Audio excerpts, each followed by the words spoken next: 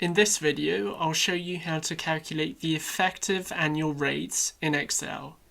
The effective annual rate is the true interest rate of a loan when taking account compounding. Loans may display the nominal interest rate, which does not take into account the effect of compounding and therefore does not give a future value directly. To overcome this, we can use the effective annual rate, which creates a more accurate picture of the true cost of the loan.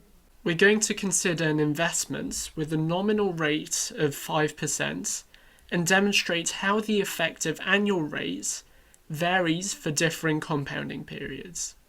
For an investment that pays a nominal rate of 5% and is compounded only once per year, we can deduce the effective annual rate using the effect formula.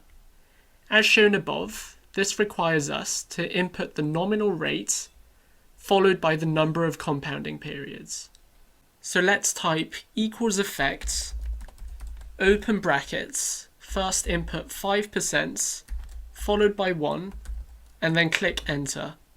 Since there is only one compounding period, the nominal rate is the same as the effective annual rate. However, if we toggle this formula down to the below cells, we can see that the effective annual rate increases. This demonstrates the power of compounding. As the number of compounding periods increases, so does the effective annual interest rate. You may be wondering how the effect function works. It is based on this formula, which states that the effective annual rate equals 1 plus the periodic interest rate to the power of the number of compounding periods minus 1.